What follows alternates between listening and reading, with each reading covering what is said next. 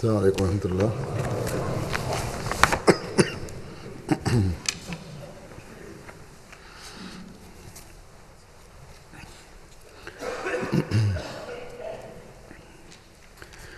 أشهد أن لا إله إلا الله وحده لا شريك له وأشهد أن محمدا عبده ورسوله أما بعد فأعوذ بالله من الشيطان الرجيم بسم الله الرحمن الرحيم الحمد لله رب العالمين الرحمن الرحيم مالك يوم الدين إياك نعبد وإياك نستعين اهدنا الصراط المستقيم صراط الذين أنعمت عليهم غير المغضوب عليهم ولا الضالين. وعد الله الذين آمنوا منكم وعملوا الصالحات ليستخلفنهم في الأرض كما استخلف الذين من قبلهم ولا يمكنن لهم دينهم الذي ارتضى لهم ولا يبدلنهم من بعد خوفهم أمنا يعبدونني لا يشركون بي شيئا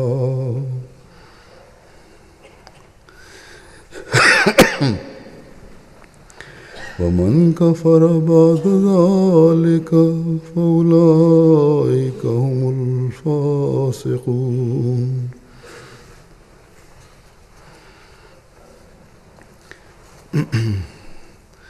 اس آیت کا ترجمہ ہے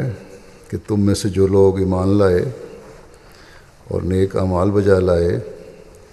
ان سے اللہ نے پختہ وعدہ کیا ہے کہ انہیں ضرور زمین میں خلیفہ بنائے گا جیسا کہ اس نے ان سے پہلے لوگوں کو خلیفہ بنایا، اور ان کے لیے ان کے دین کو جو اس نے ان کے لیے پسند کیا ضرور تمکنت عطا کرے گا، اور ان کی خوف کی حالت کے بعد ضرور انہیں امن کی حالت میں بدل دے گا۔ وہ میری عبادت کریں گے، میرے ساتھ کسی کو شریک نہیں ٹھہرائیں گے، اور جو اس کے بعد بھی ناشکری کرے تو یہی وہ لوگ ہیں جو نافرمان ہیں۔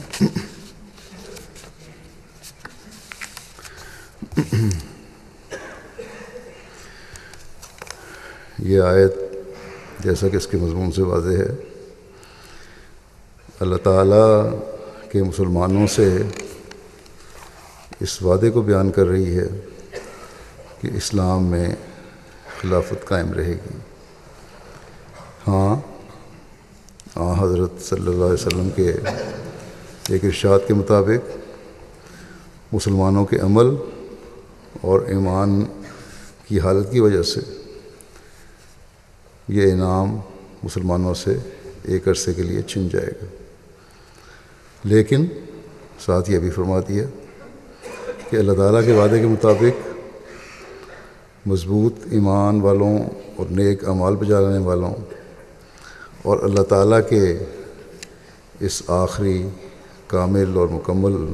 دین پر چلنے والوں میں یہ نظام دوبارہ قائم ہوگا، اور خلافت علی منہاج نبوت پھر دنیا میں قائم اور جاری ہوگی۔ مسلمان علماء کے غلط نظریات قرآن کریم اور آن حضرت صلی اللہ علیہ وسلم کی تعلیم اور ارشادات کی گہرائی کو نہ سمجھنے اور صرف سطحی تشریحیں اور تفسیریں کرنے کی وجہ سے مسلمانوں کی اکثریت اس بات کو سمجھتی نہیں کہ خلافت کا نظام کس طرح قائم ہوگا. اور ایک بہت بڑا طبقہ ایسا بھی ہے مسلمانوں میں جو یہ کہتا ہے کہ کسی خلافت کی ضرورت نہیں، اور جو جس فرقے سے تعلق رکھتا ہے اس پر عمل کرے، اور یہی کافی ہے. کیونکہ آج کل مسلمانوں کی دنیا کے سامنے جو حالت ہے اور جس طرح اسلام بدنام ہو رہا ہے اس کا تقاضا یہی ہے کہ جو جس طرح رہ رہا ہے رہے. مجھے خود ایک مسجد کے امام تھے، بلکہ اپنا ایک ادارہ بھی چلاتے تھے، مولوی صاحب بظاہر دین کا علم رکھنے والے ہیں، انہیں مغربی ممالک میں رہتے ہیں. ہم احمدیوں سے ان کے تعلقات بھی اچھے ہیں، احمدیوں کو برا بھی نہیں سمجھتے وہ. انہوں نے مجھے کہا کہ میں جس اسلامی مکتبہ فکر سے تعلق رکھتا ہوں ان کے بزرگوں نے یہی کہا ہے کہ کسی کے دین کو چھیڑو نہ اور اپنا دین چھوڑو نہ. اب جو ایسے نظریات رکھنے والے ہیں علماء کہلاتے ہیں، وہ اپنے ماننے والوں اور پیچھے چلنے والوں کو یہی سبق دیں گے کہ کسی ایک خلافت پر متفق ہونے کی کوئی ضرورت نہیں.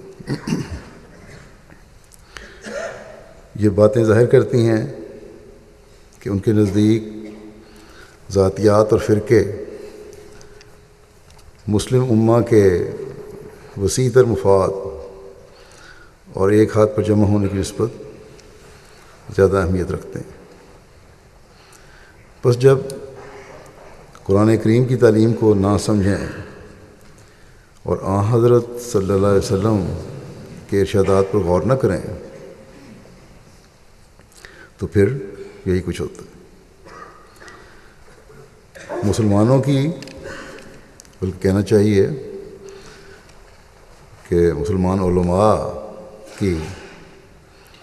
کم علمی اور جہالت کا ذکر کرتے ہوئے حضرت مسیح موعود علیہ الصلوۃ والسلام ایک جگہ فرماتے ہیں کہ بعض صاحب آیت وعد اللہ الذین آمنوا منکم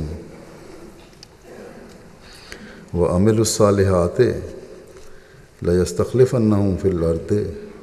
کما استخلف الذین من قبلہم کی عمومیت سے انکار کر کے کہتے ہیں، عمومی طور پہ اس کے معنی ہیں، اس کو انکار کر کے کہتے ہیں کہ منکم سے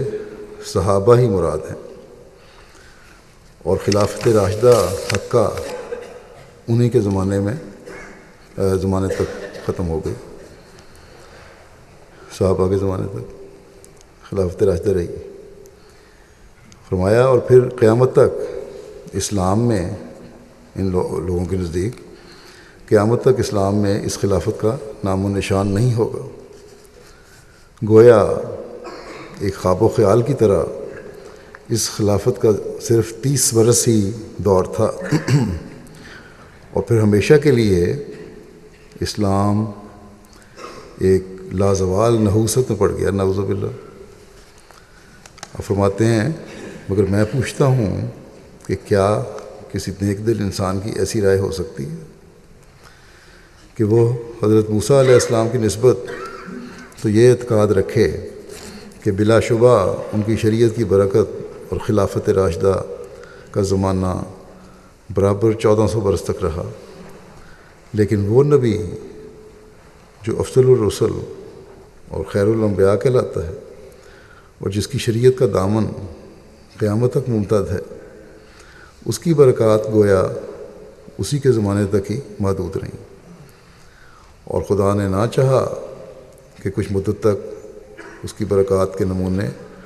اس کے روحانی خلیفوں کے ذریعے سے ظاہر ہوں۔ ایسی باتوں کو تو سن کر ہمارا بدن کانپ جاتا ہے، مگر افسوس کہ وہ لوگ بھی مسلمان ہی کہلاتے ہیں کہ جو سراسر چالاکی اور بے باکی کی راہ سے ایسے بے ادبانہ الفاظ منہ پر لے آتے ہیں کہ گویا اسلام کی برکات آگے نہیں بلکہ مدت ہوئی کہ ان کا خاتمہ ہو چکا۔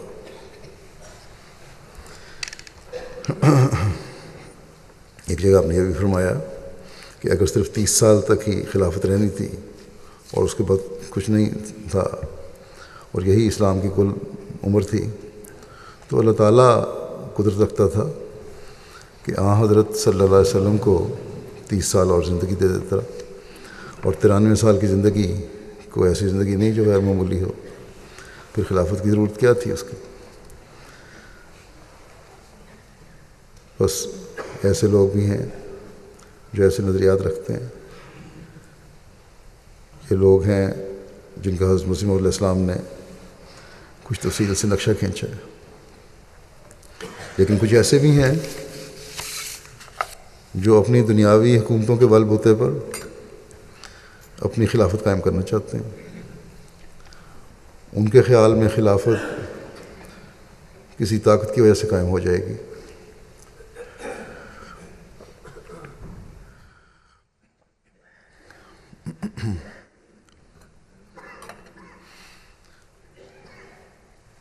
اور ایسے یہ لوگ اللہ تعالیٰ کے اس واضح پیغام کو نہیں سمجھتے کہ ایمان اور عمل صالح کے ساتھ یہ وعدہ مشروط ہے۔ اللہ تعالیٰ کا حقیقی عابد بننے والوں کے ساتھ یہ وعدہ مشروط ہے۔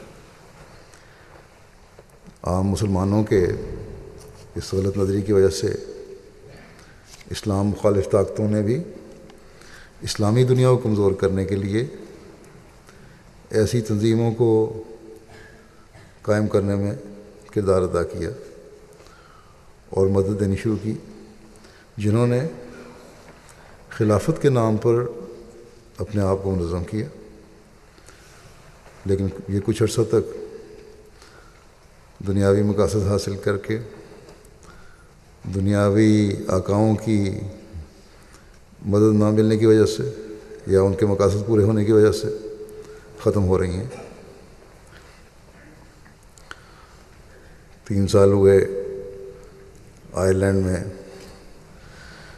مجھے ایک جرنلسٹ نے پوچھا کہ یہ جو خلافت کا اب دور شروع ہوا ہے اسلامی دنیا میں، اس کی کیا حقیقت ہے اور یہ پھیلے گی، تمہاری جو خلافت ہے اس کو کیا خطرہ ہے اس سے؟ تو میں نے اس کو یہی جواب دیا تھا کہ یہ خلافت نہیں، یہ اسی طرح شدت پسند لوگوں کا ایک گروہ ہے جس طرح پہلے گروہ کام کر رہے ہیں، اور اس کا انجام بھی آخر میں وہی ہوگا جو باقی شدت پسند گروہوں کا ہو رہا ہے۔ جب تک دنیاوی آقا ان سے خوش رہیں گے یہ کام کرتے رہیں گے، جب ہم اپنے ہاتھ کھینچ لیں گے تو آہستہ آہستہ یہ کمزور ہونا شروع ہو جائیں گے۔ ان لوگوں نے دین کو کیا تمکنت دینی ہے اور کیا امن انہوں نے قائم کرنا تھا؟ ہاں، دنیا نے یہ دیکھا کہ اسلامی دنیا کے امن کو تباہ و برباد کر دیا انہوں نے۔ اسلام مخالف طاقتوں کا اسلامی دنیا کو کمزور کرنے کا ایک ایجنڈا تھا، وہ پورا کر دیا انہوں نے، اور اس میں مسلمان حکومتوں کے سربراہ بھی شامل ہیں جنہوں نے اپنی کرسیاں بچانے کے لیے رعایا کا خون کیا، اور ابھی تک بجائے امن کے مسلمان کے لیے ہی خوف کا باعث بنا ہوا، اور پھر غیر مسلم دنیا کے امن کو بھی یہی لوگ برباد کر رہے ہیں۔ اس کی وجوہات کچھ بھی ہوں، لیکن ایک درد مند مسلمان جب یہ دیکھتا ہے کہ دنیا میں معصوموں کے قتل اور تباہی پھیلانے میں کسی مسلمان کا ہاتھ ہے تو دل ٹوٹتا ہے، بے چینی ہوتی ہے۔ گزشتہ دنوں جو یہاں یو کے میں مانچسٹر میں واقع ہوا اور بلا وجہ 22-23 لوگوں کا قتل کر دیا گیا، جس میں معصوم بچے بھی شامل تھے، یہ انتہائی ظالمانہ فعل ہے، اور کسی بھی صورت میں یہ اسلام کی تعلیم کی طرف منسوب نہیں کیا جا سکتا۔ ایسے ظالمانہ واقعات دیکھ کر ہم بے چین ہوتے ہیں۔ اللہ تعالیٰ ان مرنے والوں پر بھی رحم کرے اور ان کے لواحقین کو بھی صبر عطا فرمائے اور ان ظالموں کے ہاتھوں کو بھی روکے جو اسلام کے نام پر اور خلافت کے نام پر یہ ایسی حرکتیں کر رہے ہیں۔ اسی طرح دنیا کے مسلمان ممالک میں بھی جو قتل و غارت اور ظلم و بربریت ہو رہی ہے، یہ سب دین سے دور ہٹنے اور اللہ تعالیٰ کے حکم کو نہ ماننے کا نتیجہ ہے۔ یہ عمل جو اسلام کی تعلیم کے خلاف ہو رہے ہیں اور یہ ظلم جو اسلام کے نام پر ہو رہے ہیں، اور اسی طرح وہ ظلم بھی جو مسلمان حکومتیں غیر حکومتوں کی مدد سے مسلمانوں کو بمباری کر کے یا بلا امتیاز قتل و غارت کر کے کر رہی ہیں، ان سب کا درد ہم احمدی سب سے زیادہ محسوس کر سکتے ہیں، جنہوں نے اسلام کی تعلیم کو پہچانا، جنہوں نے اسلام کی محبت اور پیار اور امن کی تعلیم کو پہچانا، جنہوں نے خلافت کے ہاتھ کے پیچھے خوف کو امن میں بدلنے کے نظارے دیکھے، تو ہم ہی سب سے زیادہ اس کو محسوس کر سکتے ہیں۔ اس زمانے میں قرآن کریم کی تعلیم کو سمجھتے ہوئے اور آن حضرت صلی اللہ علیہ وسلم کے ارشادات کا ادراک حاصل کرتے ہوئے ہم احمدی ہیں جو امن و سلامتی کے مضمون کو خاتم الخلفاء کے ساتھ جڑنے کی وجہ سے سمجھتے ہیں۔ خلافت نہ دنیاوی طاقت سے مل سکتی ہے، نہ دنیاوی چالاکیوں سے، نہ نام نہاد علماء کے جمع ہو کر قراردادیں پاس کرنے سے، جیسا کچھ سال پہلے یہ کوشش بھی ہو چکی ہے کہ مسلمان اکٹھے ہوں اور اپنا کو خلیفہ چن لیں۔ اس طرح نہیں ہوگی۔ خلافت کا نظام جو خوف کو امن میں بدلنے والا نظام ہے، جو اللہ تعالیٰ کی رضا حاصل کرتے ہوئے تمکنت دین کا ذریعہ بننے والا ہے، اس کا تعلق اس ذریعے سے قائم ہونے والی خلافت سے ہے جو اللہ تعالیٰ اور اس کے رسول کے بتائے ہوئے طریق کے مطابق عمل میں آنا ہے، جس کے بارے میں اللہ تعالیٰ نے قرآن کریم میں فرمایا کہ سورہ جمعہ میں کہ وآخرین منہم لما یہلکوا بہم، اور انہی میں سے دوسروں کی طرف بھی مبعوث کیا جو ابھی ان سے نہیں ملے۔ جب یہ آیت نازل ہوئی، صحابہ کی مجلس میں بیٹھے ہوئے ایک صحابی نے آن حضرت صلی اللہ علیہ وسلم سے پوچھا، یا رسول اللہ، وہ کون لوگ ہیں جو بھی ان کے ساتھ نہیں ملے اور صحابہ کا درجہ رکھتے ہیں؟ آن حضرت صلی اللہ علیہ وسلم نے اس کا جواب نہ دیا۔ اس شخص نے 3 مرتبہ یہ سوال دہرایا۔ اس پر آن حضرت صلی اللہ علیہ وسلم نے حضرت سلمان فارسی کے کندھے پر ہاتھ رکھ کر فرمایا کہ اگر ایمان ثریا کے پاس بھی پہنچ گیا تو ان لوگوں میں سے کچھ لوگ اسے واپس لے کر آئیں گے۔ اور آخرین کے مقام کے بارے میں ایک موقع پر حضرت صلی اللہ علیہ وسلم نے فرمایا کہ میری امت ایک مبارک امت ہے، یہ نہیں معلوم ہوگا کہ اس کا اول زمانہ بہتر ہے یا آخری زمانہ، بس آخری زمانے کی بہتری کی خوشخبری بھی حضرت صلی اللہ علیہ وسلم نے دی ہے۔ کیا یہ آخری زمانہ ان علماء اور بادشاہوں کے پیچھے چلنے سے پہلوں والی برکات حاصل کرنے کا حامل بنائے گا؟ یقیناً نہیں۔ یہ لوگ تو دنیا دار ہیں، یہ اس شخص کے پیچھے چلنے سے ملے گا جو ایمان کو واپس دنیا میں لائے گا۔ اور آج ایمان کو دنیا میں قائم کرنے کی کوشش حضرت صلی اللہ علیہ وسلم کے عاشق صادق کے ذریعے جاری نظام کے علاوہ کون ہے جو کر رہا ہے؟ جو امن، پیار اور محبت کے ساتھ اسلام کا پیغام دنیا میں پھیلا رہا ہے، ایمانوں کو دلوں میں قائم کرنے کے لیے کوشش کر رہا ہے۔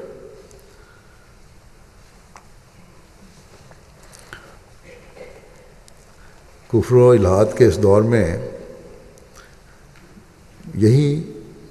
حضرت مسیح موعود علیہ الصلوۃ والسلام کی جماعت کا کام ہے جسے ہمیں کرنا چاہیے اور کر رہے ہیں۔ بے شمار واقعات ہیں، میرے ساتھ بھی اور دوسرے لوگوں کے ساتھ بھی ہوتے ہیں، پیس کانفرنسز ہوتی ہیں، جلسے ہوتے ہیں، ہمارے جلسوں میں آتے ہیں، جب ہم اپنا پیغام اسلام کا حقیقی پیغام بتاتے ہیں تو غیر بھی، عیسائی بھی، لا مذہب بھی بلکہ یہی کہتے ہیں کہ یہ وہ اصل پیغام ہے، یہ وہ اسلام ہے جس کی دنیا کو پہنچانے کی ضرورت ہے، اور اگر یہ اسلام تم لوگ پھیلاؤ تو کسی کو قبول کرنے میں کوئی روک نہیں ہوگی۔ بس یہ کام ہے جو ہم نے کرنا ہے۔ تجدید دین اور ایمان کو قائم کرنے کے لیے اس زمانے میں مسیح موعود اور مہدی موعود کے ساتھ ہی جڑنا ہوگا جو خاتم الخلفاء بھی ہیں۔ آخرین کے پہلوں سے ساتھ جڑنے کے متعلق ایک جگہ حضرت مسیح موعود علیہ الصلوۃ والسلام فرماتے ہیں، اس آیت کا ماحصل یہ ہے کہ خدا وہ خدا ہے کہ جس نے ایسے وقت میں رسول بھیجا کہ لوگ علم اور حکمت سے بے بہرہ ہو چکے تھے، اور علوم حکمیہ دینیہ جن سے تکمیل نفس ہو اور نفوس انسانیہ علمی اور عملی کمال کو پہنچیں بالکل گم ہو گئی تھی۔ لوگ دین کو بالکل بھول چکے تھے۔ حکمت، دین کے جو حکمت کی تعلیم ہے اس کو وہ بالکل ختم ہو چکی تھی، اور اس کو کمال تک پہنچانے کے لیے دین کی حکمت، دین کے علم کی حکمت کو کمال تک پہنچانے کے لیے اور انسانی نفس کی اصلاح کے لیے علمی اور عملی حالتوں کو بہتر کرنے کے لیے ایک زمانہ تھا جو حضرت صلی اللہ علیہ وسلم کا زمانہ تھا، جس کے لیے آئے، کیونکہ یہ زمانہ تھا جب یہ سب باتیں بالکل ختم ہو چکی تھیں، گم ہو گئی تھیں، اور فرمایا اور لوگ گمراہی میں مبتلا تھے، یعنی خدا اور اس کی صراط مستقیم سے بہت دور جا پڑے تھے۔ تب ایسے وقت میں خدا تعالیٰ نے اپنا رسول امی بھیجا، اور اس رسول صلی اللہ علیہ وسلم نے ان کے نفسوں کو پاک کیا اور علم الکتاب اور حکمت سے ان کو مملو کیا، ان کتاب کے علم اور حکمت سے ان کو بھرا، یعنی نشانوں اور معجزات سے مرتبہ یقین کامل تک پہنچایا۔ نشانات بھی دکھائے، معجزات بھی دکھائے، اللہ تعالیٰ کی قدرتوں کے نظارے دکھائے، اور ان کے ایمان میں اتنی ترقی ہوئی کہ وہ یقین کامل تک پہنچ گئے۔ اور خدا شناسی کے نور سے ان کے دلوں کو روشن کیا۔ اور پھر فرمایا، آپ فرماتے ہیں کہ ایک گروہ اور ہے جو آخری زمانے میں ظاہر ہوگا، وہ بھی اول تاریکی اور گمراہی میں ہوں گے اور علم اور حکمت اور یقین سے دور ہوں گے۔ تب خدا ان کو بھی صحابہ کے رنگ میں لائے گا، یعنی جو کچھ صحابہ نے دیکھا ان کو بھی دکھایا جائے گا، یہاں تک کہ ان کا صدق اور یقین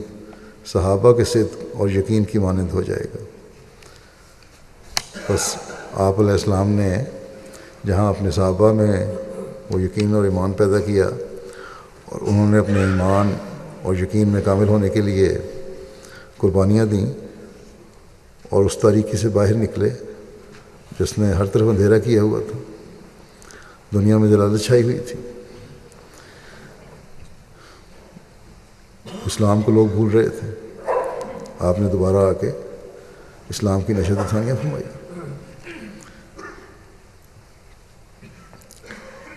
اور ان صحابہ نے وسیع موت کے ساتھ جڑ کر وہ روشنی حاصل کی جو دین کی روشنی تھی، مختلف نشانات دیکھے جن کا ہمارے لٹریچر میں سینکڑوں ہزاروں میں ذکر ملتا ہے۔ آج بھی بہت سے ایسے ہیں جو تاریکی سے نکل کر روشنیاں دیکھ رہے ہیں اور نشانات دیکھ کر جماعت احمدیہ میں شامل ہو رہے ہیں۔ حضرت مسیح موعود علیہ السلام نے فرمایا اپنے ماننے والوں کے متعلق کہ وہ خدا تعالیٰ کے نشانوں اور تازہ بتازہ تائیدات سے نور اور یقین پاتے ہیں جیسا کہ صحابہ نے پایا۔ وہ خدا تعالیٰ کی راہ میں لوگوں کے ٹھٹھے اور ہنسی اور لان تان اور طرح طرح کی دل آزاری اور بد زبانی اور قطع رحم وغیرہ کا صدمہ اٹھا رہے ہیں، رشتے چھوڑ رہے ہیں، ان کو رشتہ داریوں کے چھٹنے کا صدمہ اٹھا رہے ہیں جیسا کہ صحابہ نے اٹھایا۔ یہ واقعات صرف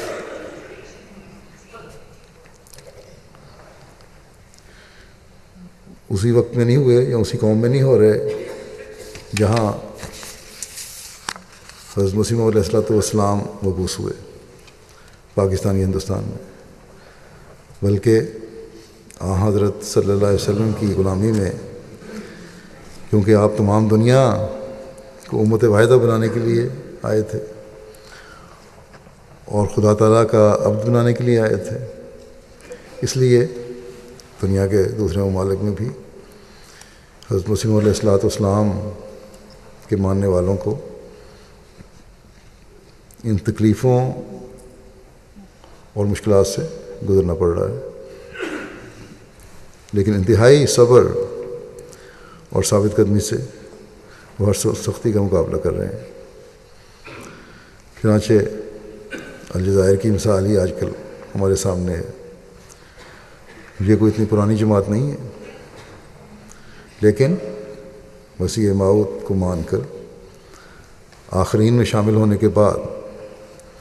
اور خلافت کی اطاعت میں آ کر ان کے ایمان اللہ تعالیٰ کے فضل سے بلندیوں کو چھو رہے ہیں۔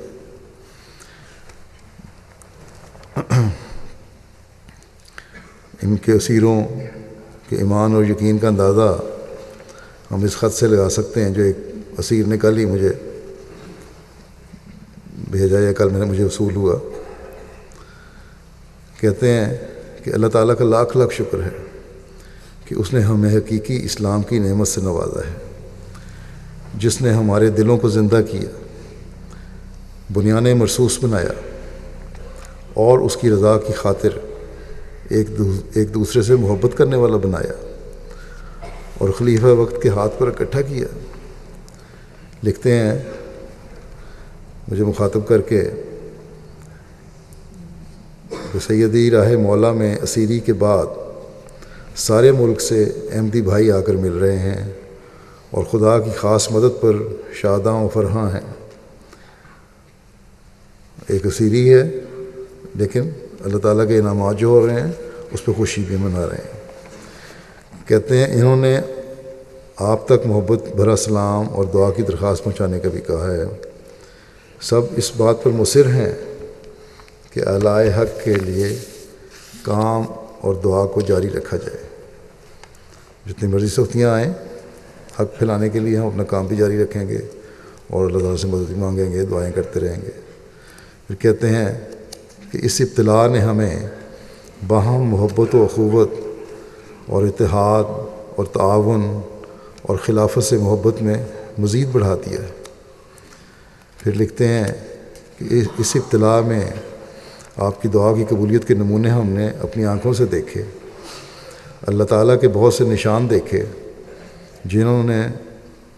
ہمیں حضرت صلی اللہ علیہ وسلم کے غلام صادق حضرت مسیح موعود پر ایمان اور یقین میں اور بڑھا دیا۔ اللہ تعالیٰ کی پھر کہتے ہیں اللہ تعالیٰ کی رحمتیں الجزائر کے کمزور احمدیوں پر نازل ہو رہی ہیں۔ کچھ اسیران وہاں رہا بھی ہوئے ہیں کچھ چند دنوں میں، گزشتہ دنوں میں۔ اللہ تعالیٰ باقی اسیران کی رہائی کے بھی جلد سامان پیدا فرمائے۔ پھر ایک اسیر لکھتے ہیں کہ عرصہ اسیری میں یقین ہوا کہ اللہ تعالیٰ نے خاص مصلحت کے تحت یہ سامان کیا، یعنی کہ ہمیں جو قیدی بنایا گیا یا سزائیں ملیں یا مقدمے چلے، یہ اللہ تعالیٰ کی کوئی خاص مصلحت تھی تاکہ وہ اپنے عجائبات میں سے کچھ دکھائے۔ وہ ہمیں اپنے نشانات دکھانا چاہتا تھا، اپنے عجائبات دکھانا چاہتا تھا، اس لیے اس نے یہ سختیاں بھی ہم پر وارد کروائیں۔ کہتے ہیں کہ آزادی اور آرام کے زمانے میں فتوحات سے ہم سمجھتے تھے، جو کامیابیاں ہمیں ہو رہی تھیں، ہم سمجھتے تھے کہ ہم نے خدا تعالیٰ کا چہرہ دیکھ لیا اور اس کی راہوں سے واقف ہو گئے ہیں، لیکن اب پتہ چلا کہ پہلے بہت کم دیکھا تھا اور اب اس کی قدرتوں کے اصل نمونے دیکھے۔ کہتے ہیں کہ مجھے قید سے قطعاً کوئی پریشانی نہ تھی، جس بات نے پریشان کیا وہ یہ احساس تھا کہ میں نے اللہ تعالیٰ اور اس کی عبادت کا حق ادا نہیں کیا۔ پھر لکھتے ہیں کہ زمانہ اسیری میں کئی خوابیں دیکھیں جن سے بڑی سکینت ملی۔ لکھتے ہیں کہ آپ سے بھی، یعنی مجھے مخاطب کر رہے ہیں کہ آپ سے بھی خوابوں میں ملاقاتیں ہوئیں۔ پھر کہتے ہیں آپ کی دعائیں ہمارا ایمان و یقین بڑھاتی تھیں اور قید میں راحت پہنچاتی تھیں۔ ہماری رہائی یقیناً آپ اور مخلصین جماعت کی دعاؤں کا نتیجہ ہے۔ پھر کہتے ہیں کہ میری اہلیہ کے لیے بھی دعا کی درخواست ہے۔ اس نے بہت صبر اور مجاہدے سے کام لیا۔ صرف اہلیہ ان کی احمدی تھیں اور کوئی باقی رشتہ دار سب غیر احمدی۔ اور جب یہ اسیر تھے تو پہلے اس کے والد فوت ہوئے اہلیہ کے، پھر بھائیوں نے اسے احمدیت کی وجہ سے چھوڑ دیا۔ جب شور مچ گیا تو بھائیوں نے بھی اپنی بہن کو احمدیت کی وجہ سے چھوڑ دیا۔ خاوند پہلی جیل میں تھے۔ پھر کہتے ہیں کہ عرصہ اسیری کے دوران میرے گھر والوں سے بھی دور رہی، وہ بھی شاید سارے احمدی نہیں تھے کہ ان سے بھی دور رہیں یہ، لیکن مخلص احمدی مستورات نے اپنے پیار سے یہ کمی پوری کر دی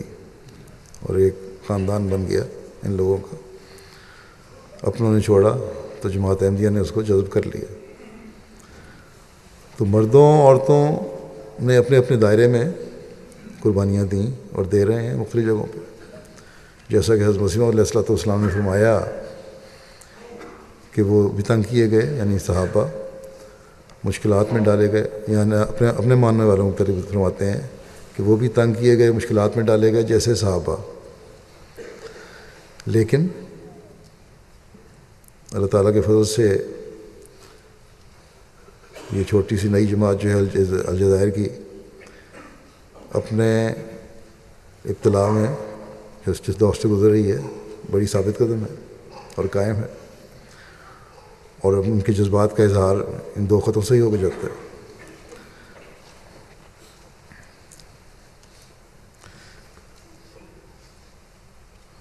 اور یہ بھی لکھتے ہیں کہ حضرت مسیح موعود علیہ السلام کے ذریعہ جاری نظام خلافت کی وجہ سے ان کے تسکین کے سامان ہوتے رہے۔ مخالفین جو خوف پیدا کرنے کے لیے کارروائیاں کرتے تھے، اللہ تعالیٰ اپنے خاص فضل سے خلافت کے ساتھ جڑے رہنے کی وجہ سے اس میں سے ان کے لیے تسکین کے سامان پیدا فرما دیتا تھا۔ اور بے شمار مثالیں ہیں ایسی جہاں اللہ تعالیٰ تسکین کے سامان پیدا فرماتا ہے احمدیوں کے لیے، ذاتی طور پہ بھی اور جماعتی طور پہ بھی۔ مشکلات کے دور آتے ہیں، اللہ تعالیٰ اپنے وعدے کے مطابق تسکین اور امن کے سامان مہیا فرماتا رہتا ہے۔ یہ کسی خاص دور اور وقت کی بات نہیں ہے، جیسا کہ میں نے مثالیں بھی دیں۔ اللہ تعالیٰ نے یا اس کے ساتھ مشروط نہیں ہے، اللہ تعالیٰ نے ایمان لانے والوں اور نیک عمل کرنے والوں سے یہ وعدہ کیا ہے کہ خوفوں کو اس نے دور کرنا ہے۔ لیکن اللہ تعالیٰ بار بار مومنوں کو یہ توجہ بھی دلاتا ہے کہ وہ میری عبادت کا حق بھی ادا کریں۔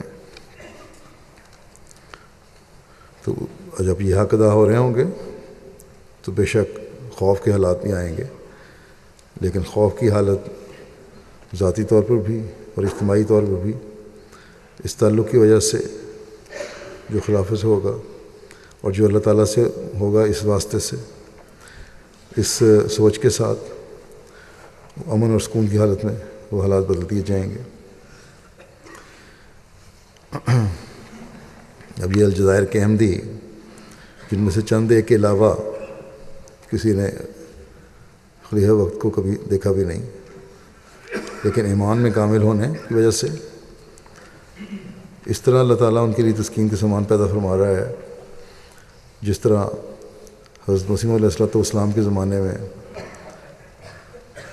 آپ کے قریبیوں میں دل کی تسکین کے سامان پیدا ہو رہے تھے، یا جماعت احمدیہ کی تاریخ دیکھیں،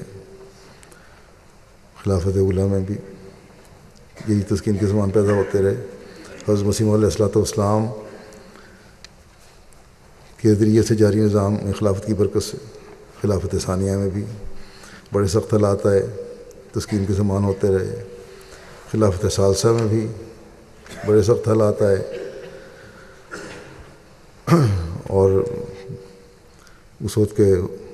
پاکستانی حکومت کے سربراہ نے کہا کہ احمدیوں میں کچھ کول پکڑا دوں گا، لیکن اللہ تعالیٰ نے فراخی کے سامان پیدا فرمائے۔ خلافت رابعہ میں بھی اللہ تعالیٰ نے سامان پیدا فرمائے، اور آج بھی اللہ تعالیٰ اسی طرح سامان پیدا فرماتا چلا جا رہا ہے۔ بس یہ کوئی مخصوص کسی جگہ کے لیے نہیں، بلکہ یہ مخصوص ہے ان مومنین کے لیے جو خلافت کے ساتھ، اس حقیقی خلافت کے ساتھ جڑے رہنے والے ہیں جس کو اللہ تعالیٰ نے جاری فرمایا ہے۔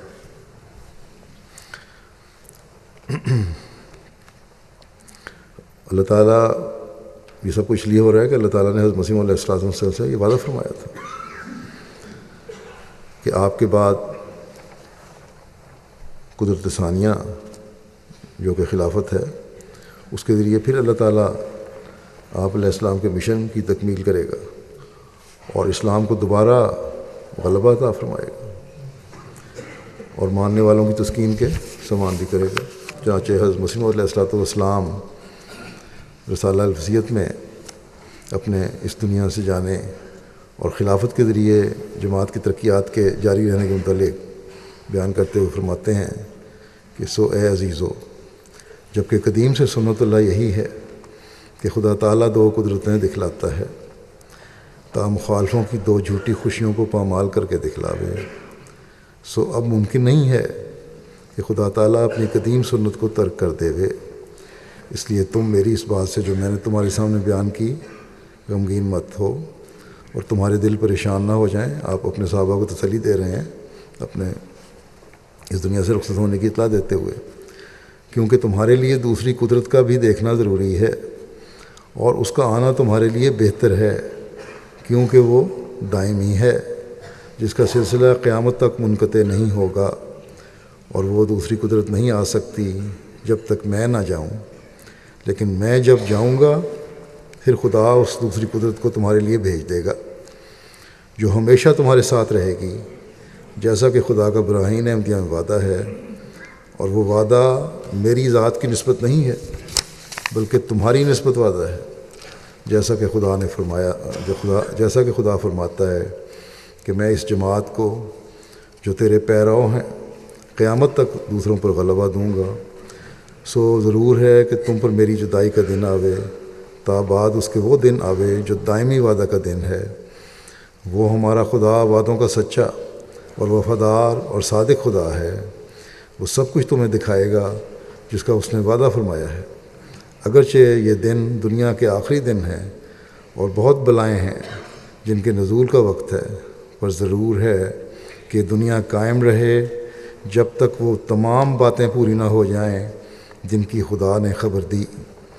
میں خدا کی طرف سے قدرت کے رنگ میں ظاہر ہوا اور میں خدا کی ایک مجسم قدرت ہوں، اور میرے بعد بعض اور وجود ہوں گے جو دوسری قدرت کا مظہر ہوں گے۔ سو تم خدا کی قدرت ثانی کے انتظار میں اکٹھے ہو کر دعا کرتے رہو، اور چاہیے کہ ہر ایک صالحین کی جماعت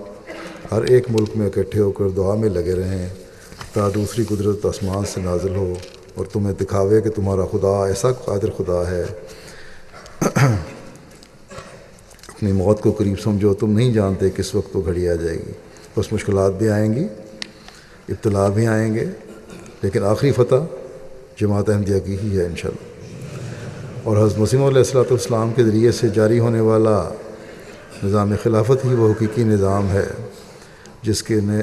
کے ساتھ ترقیات وابستہ ہیں اور امن و سلامتی بھی وابستہ دنیا کی۔ یہی نظام ہے جس کے ذریعے اسلام کی برتری اور غلبہ تمام دنیا پر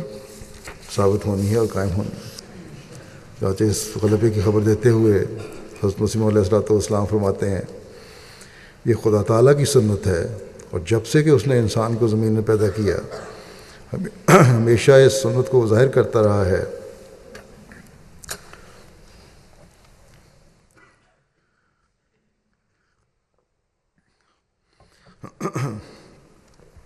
کہ وہ اپنے نبیوں اور رسولوں کی مدد کرتا ہے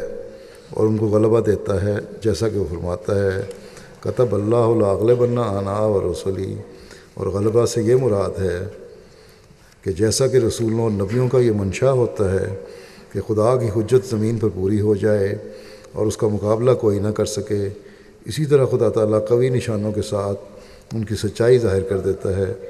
اور جس راست بازی کو دنیا میں پھیلانا چاہتے ہیں اس کی تخم ریزی انہی کے ہاتھ سے کر دیتا ہے،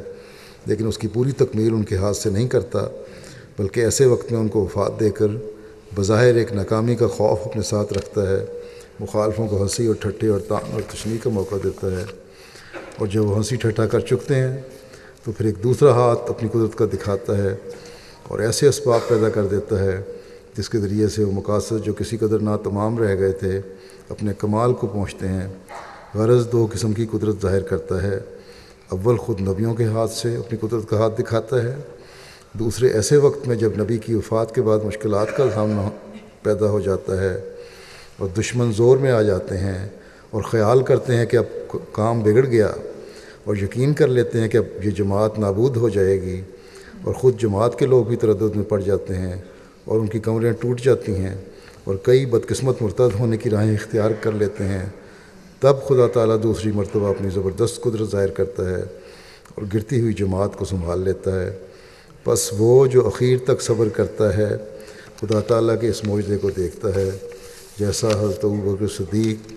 رضی اللہ تعالیٰ عنہ کے وقت میں ہوا، جب کہ حضرت صلی اللہ علیہ وسلم کی موت ایک بے وقت موت سمجھی گئی اور بہت سے بادیہ نشین نادان مرتد ہو گئے اور صحابہ بھی مارے غم کے دیوانہ کی طرح ہو گئے، تب خدا تعالیٰ نے حضرت ابوبکر صدیق کو کھڑا کر کے دوبارہ اپنی قدرت کا نمونہ دکھایا اور اسلام کو نابود ہوتے ہوتے تھام لیا اور اس وعدے کو پورا کیا جو فرمایا تھا وَلَا يُمَكِّنَنَّ لَهُمْ دِينَهُمُ الَّذِي ارْتَضَىٰ لَهُمْ وَلَا يُبَدِّلَنَّهُم مِّن بَعْدِ خَوْفِهِمْ أَمْنًا، یعنی خوف کے بعد پھر ہم ان کے پیر جما دیں گے۔ اللہ تعالیٰ کا یہ بڑا احسان ہے کہ حضرت مسیح علیہ السلام کے بعد وصال کے بعد ایک جھٹکا تو جماعت کو لگا، لیکن اللہ تعالیٰ نے اس خلیفہ مسیح اول کے ذریعے جماعت کو فوراً سنبھال لیا۔ اگر کسی کی کوئی نیت شرارت کی تھی بھی تو وہ جلد ہی قابو میں آ گیا، پھر حضرت خلیفۃ الاول کی وصال کے بعد جماعت کو ایک بڑا جھٹکا لگا، اور جماعت کے بعد سرکردہ جماعت مبائن سے علیحدہ بھی ہو گئے، خلافت کے انکاری بھی ہو گئے، اور وہ کافی سخت حالات تھے، ان سے ایک لمبی تفصیل ہے۔ لیکن نتیجہ کیا ہوا؟ آخر میں خلافت کامیابیوں میں کامیاب ہوئی، اور ان کی کامیابیوں کی راہوں پر چلتی چلی گئی اور منزلیں طے کرتی چلی گئی۔ پھر خلافت ثالثہ، جیسا کہ میں نے ذکر کیا، ایک دور آیا، سختیوں کے دور آئے، لیکن اس کے باوجود اللہ تعالیٰ نے فضل فرمایا۔ ان کے خوفناک منصوبے تھے حکومت کے، لیکن کوئی روک نہیں پیدا ہو سکی جماعت کی ترقی میں۔ خلافت رابعہ میں مزید سختی پاکستان کی حکومت نے دکھائی، تو اس ابتلا میں بھی تسکین کے اللہ تعالیٰ نے سامان پیدا فرما دیے، جماعت نئی منزلیں طے کرنے لگی، تبلیغ کے نئے نئے راستے کھلنے لگے، اور پھر سیٹلائٹ کے ذریعے سے دنیا میں تبلیغ جانے لگی۔ پھر خلافت خامسہ میں بھی نئے راستوں میں مزید وسعت پیدا ہوئی، جماعت کا پیغام ہزاروں سے نکل کر، لاکھوں سے نکل کر، بلکہ کروڑوں میں جانے لگ گیا۔ ایک ملک یا دو ملکوں کے بجائے کئی ملکوں میں اب مخالفت شروع ہو گئی ہے، اور یہی احمدیت کی سچائی کی دلیل ہے، اور یہی ترقی کی نشانی بھی ہے۔ احمدیت سے پیچھے ہٹانے کی کوششیں ہو رہی ہیں، لیکن اللہ تعالیٰ اپنے وعدے کے موافق ترقی کی راہیں کھولتا چلا جا رہا ہے، اور ترقی ہوتی چلی جا رہی ہے۔ اور یہ سب باتیں ظاہر کرتی ہیں کہ عارضی روگوں کے باوجود اسلام کا غلبہ انشاءاللہ تعالیٰ حضرت مسیح موعود علیہ السلام کے ذریعے اور آپ کے بعد جاری نظام خلافت کے ذریعے ہی ہونا ہے۔ مخالفین چاہیں جتنا مرضی زور لگا لیں، ان کے حصے میں نامرادی اور ناکامی ہی ہے۔ اللہ تعالیٰ ہر شخص کو توفیق دے کہ وہ اپنے ایمان میں بھی مضبوط ہو، اور اعمال صالح بجا لانے والا بھی ہو، اور عبادتوں کے معیار بھی ہر احمدی کے بلند ہوتے چلے جائیں، تاکہ ہم اس ترقی کا حصہ بننے والے رہیں ہمیشہ۔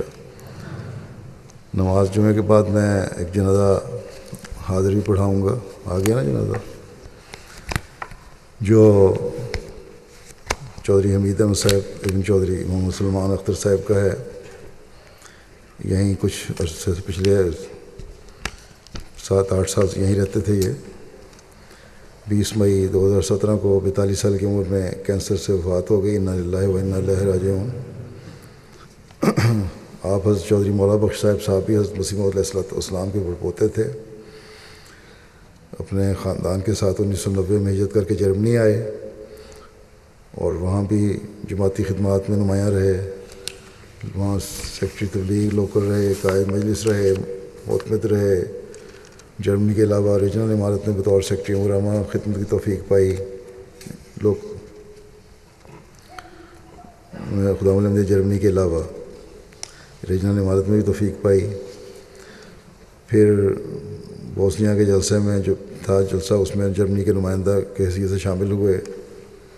کھیلوں کا بھی بڑا شوق تھا، تبلیغی اسٹال بڑے شوق سے اور توجہ سے لگاتے تھے۔ کبھی کوئی معاون میسر نہ آتا تو خود ہی اکیلے اسٹال کے لیے نکل جاتے۔ 2009 میں جرمنی سے UK آ گئے، اور یہاں آ کر ریجنل ناظم تعلیم اطفال کی حیثیت سے خدمت کی، پھر اور بڑی اعلیٰ پوزیشن بھی حاصل کر لی۔ خود اطفال کو، اپنی مجلس کے خود اطفال کو بڑی ترقی دی۔ تبلیغ کا شوق جیسا کہ میں نے کہا بہت تھا۔ خدام الاحمدیہ میں بھی اور انصار اللہ میں بھی مختلف عہدوں کی حیثیت سے خدمت بجانے کی توفیق ملی۔ دفتر پرائیویٹ سیکٹری میں مستقل یہ رضاکارانہ طور پر کام کرتے تھے، اور کافی ہماری ڈاک نکالنے میں مدد کیا کرتے تھے۔ اس کے علاوہ سیکیورٹی ڈیوٹی بھی دیتے تھے خادم کی حیثیت سے، بلکہ میں تو سمجھتا تھا بعض دفعہ کہ شاید یہ کام کرتے ہی نہیں کوئی اور، سارا دن یہیں مسجد کے قریب ہی رہتے ہیں، لیکن اپنا پرائیویٹ کام بھی کرتے تھے اور اس میں سے وقت نکالتے تھے، اور کئی گھنٹے دفتر پرائیویٹ سیکٹری کو دیا کرتے تھے۔ اسی طرح خدام کی ڈیوٹیوں کو بھی۔ موسی تھے مرحوم، اس کے بسمانگان میں اہلیہ کے علاوہ ایک بیٹی اور 4 بیٹے ہیں۔ ان کے والد بھی حیات ہیں۔ بھائی ہیں.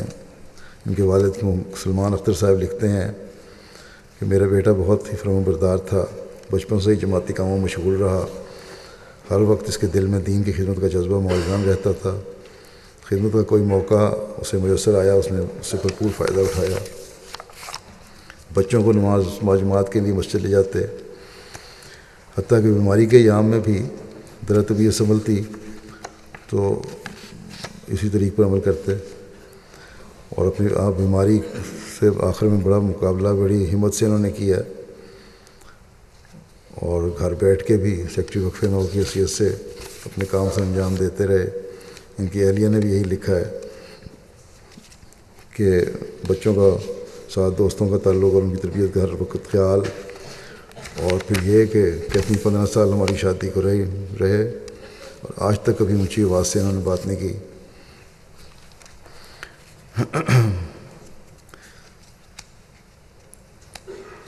یو کے مقامی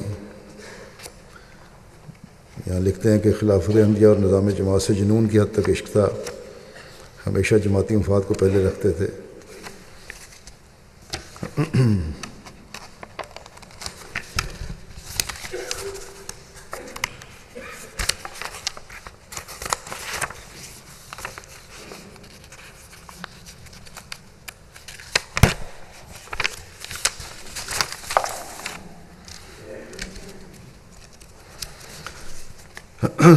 دو تین دفعہ اسپتال داخل رہے ہیں بیماری کی وجہ سے. جب ذرا طبیعت بہتر ہوتی تھی فوراً اپنے کام پہ آ جایا کرتے تھے. بعض دفعہ احساس بھی نہیں ہوتا تھا کہ بیمار ہیں. آخری بیماری میں یہی تھا کہ مجھے افسوس ہے اس بات کا مسجد میں جا کے نمازیں نہیں پڑھ سکتا. ان کے ایک دوست لکھتے ہیں کہ ٹیکسی کرتے تھے میرے ساتھ، ٹیکسی اسٹینڈ پہ ان کا پہلا نمبر تھا اور میرا ان کے بعد میں تھا.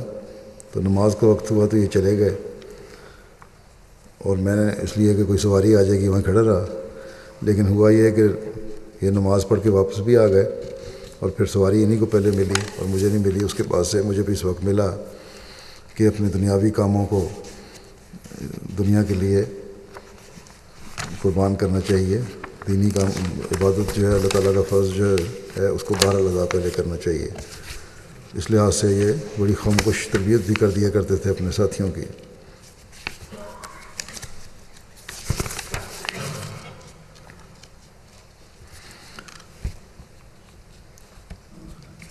ہر ایک کے کام آنا ان کا خاص وقت تھا. رات کو کہتے ہیں، ایک دوست ان کے لکھتے ہیں، رات 2 بجے بھی کام ہوتا تو فوراً کہتے کہ میں کر دوں گا. تبلیغی اسٹال پر مطال مجیب راشد صاحب لکھتے ہیں کہ تبلیغی اسٹال پر بڑی باقاعدگی سے جاتے تھے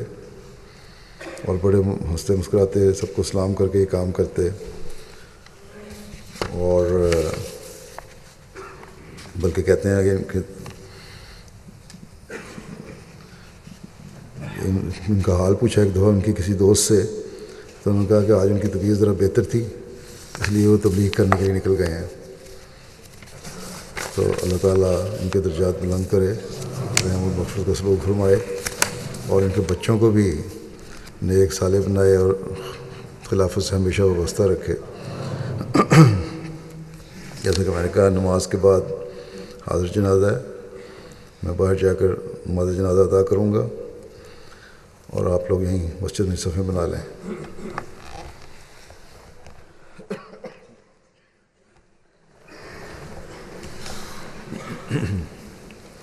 الحمد لله نحمده ونستعينه ونستغفره ونؤمن به ونتوكل عليه ونعوذ بالله من شرور أنفسنا ومن سيئات أعمالنا. من يهده الله فلا مضل له ومن يضلل فلا هادي له. ونشهد أن لا إله إلا الله ونشهد أن محمدا عبده ورسوله. عباد الله رحمكم يرحمكم الله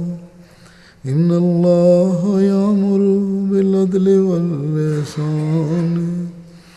وإيتاء ذي القربى وينهى عن الفحشاء والمنكر والبغي يعظكم لعلكم تذكرون اذكروا الله يذكركم وادعوه يستجب لكم ولذكر الله أكبر.